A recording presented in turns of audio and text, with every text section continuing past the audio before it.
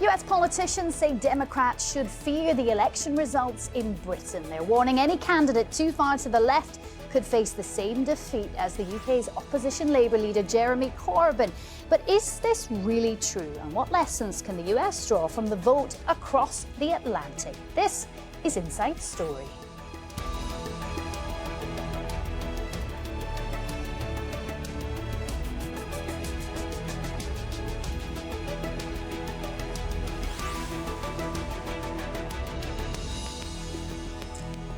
Hello there, very warm welcome to the programme. I'm Julie MacDonald. Well, the style of the UK's Prime Minister, Boris Johnson, is frequently compared to that of US President Donald Trump. Now, the Johnsons won a resounding victory in the UK's latest general election. US politicians are paying very close attention to what happened. And it's opened up a major debate amongst the Democrats. Presidential candidate Joe Biden blames the Liberal platform of Johnson's main opponent, Jeremy Corbyn, for Labour's defeat. And he's warning his party against moving too far to the left ahead of the 2020 presidential election. He and others argue Britain's election results should serve as a wake-up call for their party. Well, let's take a closer look at some of the Democratic frontrunners. First up is Joe Biden. After nearly 4 decades as a senator from Delaware, he served as vice president under former President Barack Obama. He's also at the center of President Trump's impeachment inquiry. Then there's Elizabeth Warren. She's served as a U.S. senator from Massachusetts since 2013. She is a leader of the party's Liberals and has proposed cancelling up to $50,000 of student debt for millions of U.S. citizens. There's Bernie Sanders. He was a US representative for 16 years before being elected to the Senate in 2006, where he represents Vermont. He wants free tuition at public colleges, a $15 minimum hourly wage, and universal health care. And then there's Pete Buttigieg. He's been mayor of South Bend in Indiana since 2012. He's a supporter of the legislation of same-sex marriages. So let's bring in our guests. Joining us by Skype from New York is Lincoln Mitchell, an associate research scholar at Columbia University's Saltzman Institute. Thomas Gift is a lecturer of political science at University College of London, and he joins us from London. And Eric Ham is a political analyst and contributor to the Washington Diplomat newspaper. He joins us from Washington, D.C. Gents, a very warm welcome to you all. There's lots to talk about. Lincoln Mitchell, I want to start with you. Given the results that we've just seen in the UK, what should the Democrats be reflecting on in terms of choosing their candidate? Well, I want to just begin by saying when we say the Democrats, there's no real the Democrats here. You know, it's not Nancy Pelosi, Chuck Schumer, Tom Perez, and a couple of governors getting in a room. It's a whole lot of voters, many of whom are not even Democrats, that will make a decision over the next few months. Having said that, don't want to read too much into the UK election. The UK election was driven to a great extent by one issue, Brexit, which obviously is not going to be an issue in the United States. And additionally, the electorate in the United Kingdom, and a lot of people may not be aware of this, is much wider than it is here in the United States. And given the racial divisions in the electorate here, that's a big issue. So I don't want to be read too much into it. On the other hand, if we nominate a candidate who is both as far left and as kind of unlikable and as anti-Semitic as Jeremy Corbyn, we're going to be in trouble. But nobody like that is among the front runners. So that seems to me to be, I'm not too concerned about that. Eric Ham, I saw you nodding there. I'm wondering if there's a too far left in the UK. Is there a too far right in the US? Well, some might say that's the case, that there is a too far right in the United States. But again, this is a party that is firmly controlled by President Donald Trump. And we see that even though President Donald Trump's polling numbers simply have remained at around the 38 to 43% range, this is still a president that many believe could get reelected. And also, even if you look at impeachment, if you look at some of those key states that could control or could determine the outcome of the upcoming election. In those states, President Donald Trump is still polling very well and being very competitive with his closest competitor, namely former Vice President Joe Biden. In terms of the American voters, right now polls, I know we're at a very early stage and the field is kind of crowded in terms of candidates, but right now polls show a generic Democrat, if I can put it like that, could beat Trump. But how much does kind of saleability matter, Thomas Gift? I mean, it seems like around the world right now, we do have some very big figures in politics. And how much does that kind of, I don't want to use the phrase likability, it's not quite the right word, but how much does that matter? Well, I think that Democratic voters are certainly looking at the issue of electability because a real priority for them, of course, is to beat Donald Trump going into 2020. Now, you talk about a generic Democratic candidate. Of course, there's no real generic Democratic candidate whenever it actually comes to the election. And so ultimately what you have is a real candidate with real policy positions, with a real personality. You know, whether the Democrats think that they are going to be better positioned with someone more on the progressive wing or more on the moderate wing, I think reasonable minds can kind of disagree with that. You know, on the one hand, you might think that a moderate may have a better chance going up against Donald Trump simply because they can resonate with middle-class voters, working-class voters, particularly in swing states. But at the same time, you know, a lot of politics, particularly in the United States right now, is about mobilizing the base. It's about galvanizing that core of supporters, particularly for the Democratic Party, but also with the Republican Party. And so there might be a concern that if the Democrats nominate someone who is perceived as too moderate, that a lot of voters won't be excited about that candidate, and they might actually stay home come Election Day. Lincoln Mitchell, I wonder, for the Democrats, I'm assuming that they have got to run on something broader than this message of just not Trump. I think that's a kind of an odd question because if you look at any candidate who's ever run for president in modern times, they run on a whole range of issues. They talk about a whole lot of issues. That's how you run for president. You can't run for president and not talk about the economy and not talk about foreign policy or not talk about health care. There are some issues which the Democrat, regardless of who it is, will talk about because they poll so well for the Democrats. So I would expect climate change and guns, which we haven't heard that much about in the primary, but which poll very well among swing voters, to take a more center role once the general election rolls around. The other thing to keep in mind is one of the guests said that, you know, Trump is still in his 38 to 43 range, and that is, in fact, true. But with this economy, a normal Republican, if this were, I don't know, Marco Rubio with his ethics and his conduct in the White House with this economy, he'd be cruising to re-election. So the reason that this is a close race is because Trump is such an unappealing person and such an unappealing president to so many voters. So therefore, it is important to keep that focus on Trump to an extent. We have heard over and over again from conservative commentators that the Democrats shouldn't talk about Trump, shouldn't talk about impeachment. And that's not all they talk about when they're campaigning. But they have to talk about that somewhat. Those numbers, those issues aren't going to win the election for the Democrats, for whoever the nominee is, but it's going to help. So you have to talk about everything when you're running for president, regardless of your party, if you're a serious candidate.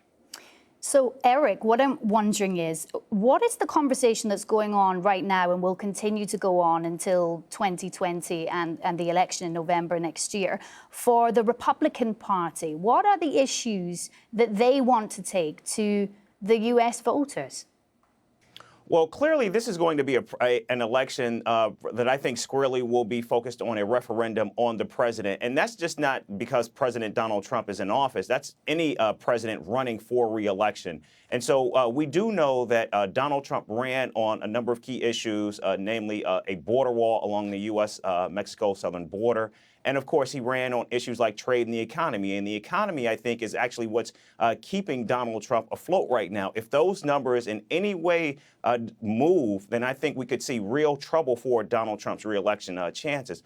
Also, I think it's important to note that one thing that I think will hold true in this election is the fact that what many voters, I think, are looking for, and I think these are voters left, right, and center, they're looking for someone who is going to actually take on that establishment. And I think we've seen that going back for nearly 30 years. If you look at the presidential uprising of Bill Clinton, for instance, this was someone who did not have a national profile, who was not seen as perhaps the next leader of the party. And so I think we've seen since Bill Clinton all the way to President Donald Trump, candidates who did not have a high national profile, but someone that resonated with people because they thought they could go to Washington and they could really make change. And so I think that's also, I think, a component that voters will be looking for. So Thomas Gift, moving on there just from what Eric was saying about this idea of kind of taking on the establishment, what might that candidate and their message look like, this kind of progressive idea?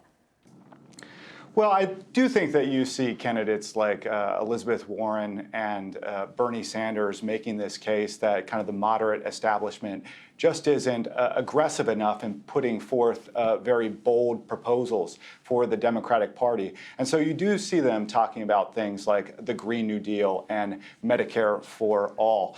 You know, those are big, ambitious plans that, you know, really excite the progressive base of the Democratic Party. But they're also incredibly expensive. You know, Medicare for all has been estimated at potentially costing around $30 trillion over the next 10 years. So a lot of moderates are really pushing back and asking the question, you know, even if this is where we want to get to down the line, right now, maybe we need more incremental change. And so we need to focus on practical policy solutions that can actually make a difference in the short term. So that's very much a debate, an active debate, I think, that's going on within the Democratic Party.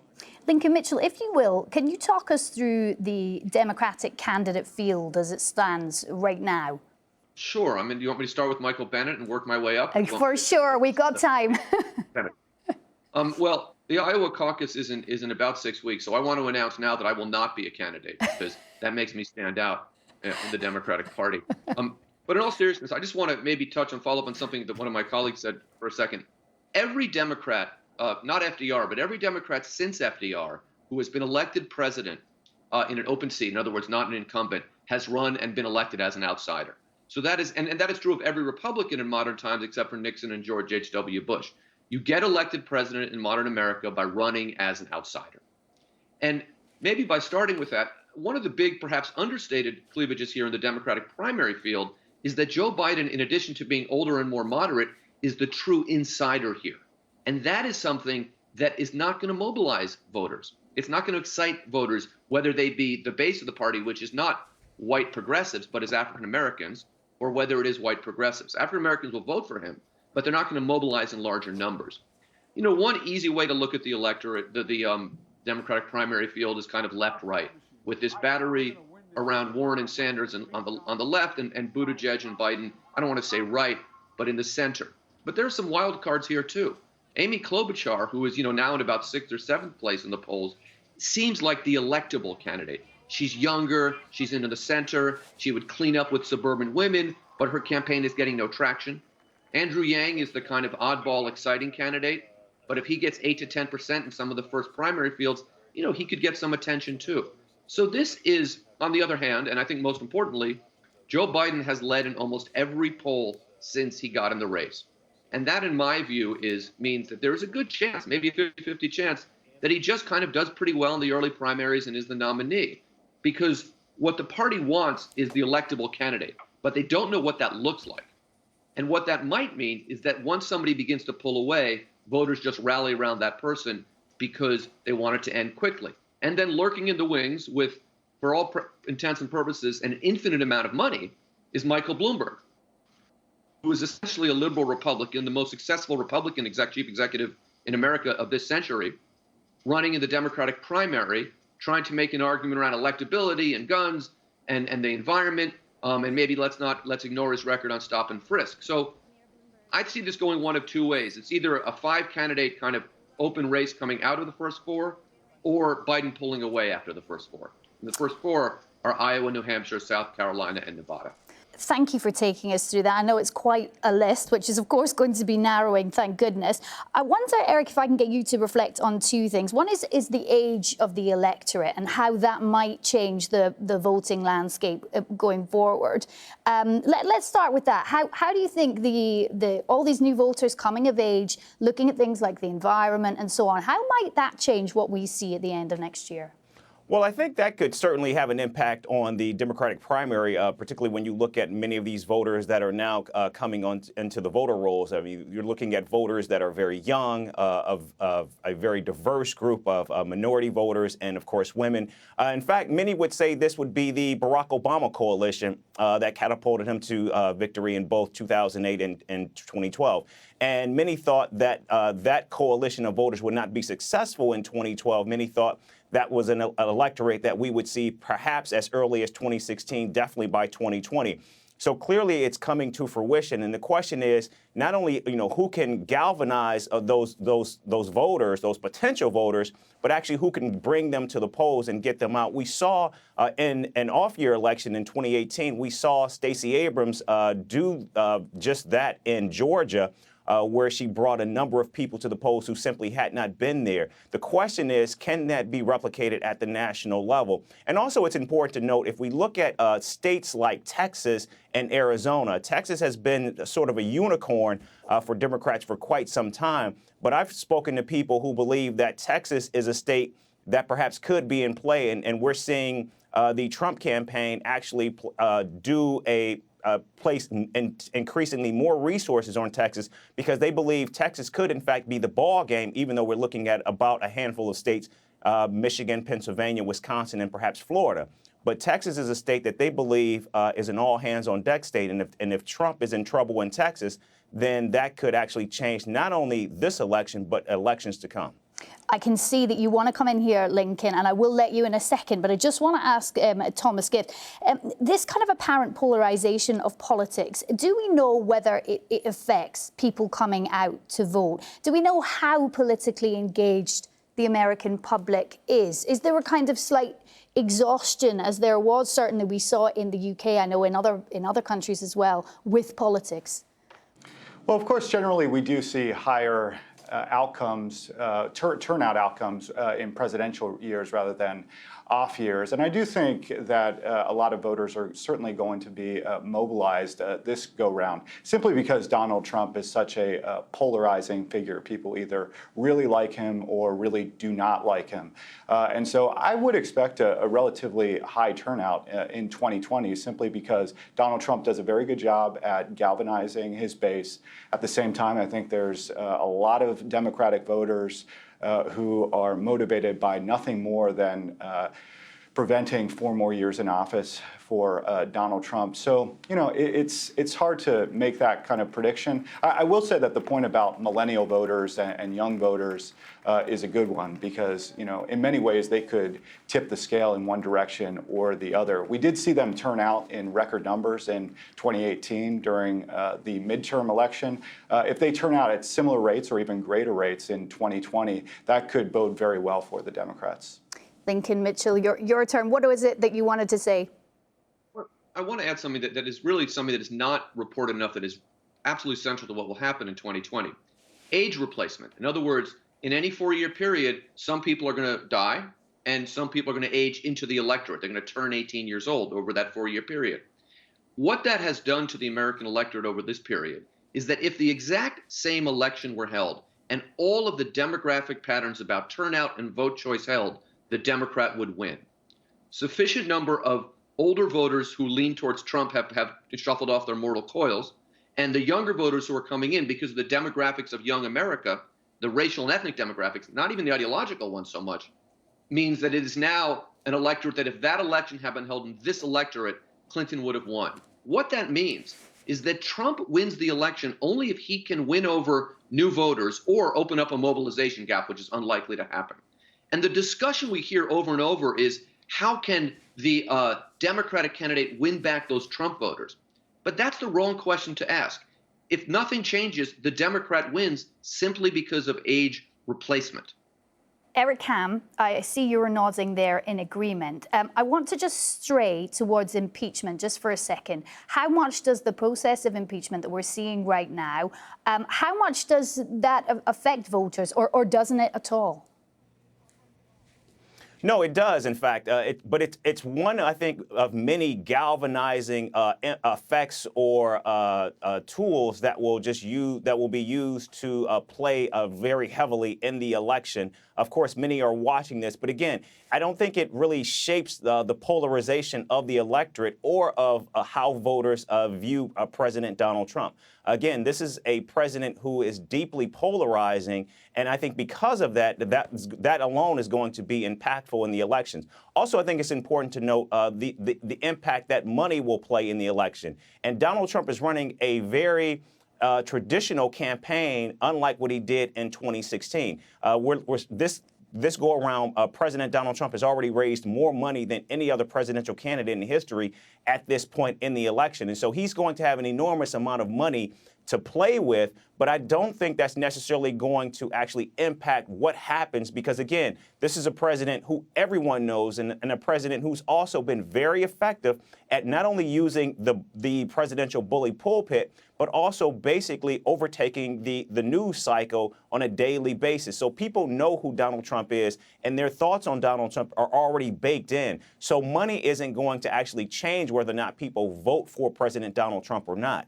So I think that will be a wash. What it can do is perhaps help a presidential candidate on the left. But again, if we're talking about someone like Joe Biden, again, people know who he is, and that's baked in. So I think money could actually be a wash if we get a race that pits former Vice President Joe Biden against President Donald Trump. Thomas Gift, if I can just get a quick point from you on this. We saw a very different style of electioneering in the UK. Some would say the tactics were murky. We saw, fake manifesto news sites. We saw an increase in advertising on social media, some of which was pointed out by many fact checkers to be untrue. So given the years that we've spent since Trump was elected, what is the right way to electioneer? And how can that kind of social media output or the boots on the ground method, what makes a difference in terms of winning an election now? Quickly, if you can. Yeah, that's a great question. I mean, ideally, you have to do everything, and you have to do everything well. So certainly, different voters that you're trying to target, I think, are going to respond to different types of campaigning. So if you want to reach younger voters, millennials in particular, then you really do have to use social media. You have to be on Facebook, you have to be on Twitter, and you have to be on all these other platforms because that's where young people are. But at the same time, I think Labor spent a lot of time on social media, and they touted what a great job they did on social media. But then, of course, they had significant losses in this election. And that's because not everybody is getting their information in that way. So I do think some traditional strategies, canvassing, door-to-door, talking to people, kind of what we call retail politicking in the United States, certainly is still important. And I think the Democrats in the United States are going to recognize that is true, and particularly in a place like Iowa and some of these early primary states, you really have to meet people, you have to see them where they are, and you have to make personal interactions. Can I just have a sentence, Lincoln, from you and Eric, if you can possibly manage just one final thought from you each, if you can keep it really sharp. Lincoln. Impeachment puts everyone back in their corners, but it may be a very slight victory, maybe a very slight win for the Democrats. On electability, any Democrat can beat Donald Trump, but that doesn't necessarily mean that any Democrat will beat Donald Trump. This is going to be a very close election. The Democratic candidate may not be the most decisive factor. And Eric, from you. There are going to be a number of different factors that will play in this race, but at the end of the day, it's the ability of the candidate themselves to be able to galvanize and actually showcase a vision that many Americans can actually get behind. A great discussion, gents. Thank you so much. Well, thank you to all of our guests, Lincoln Mitchell, Thomas Gift, and Eric Ham. And thank you, as always, to you as well for watching. You can see the programme again anytime by visiting our website, aljazeera.com. And for further discussion, go to our Facebook page. That's facebook.com/AJ Inside Story. You can also join the conversation on Twitter. Our handle is AJ Inside Story. So for me, Julian MacDonald, and the whole team behind the scenes, it's bye-bye for now. Thanks so much for watching.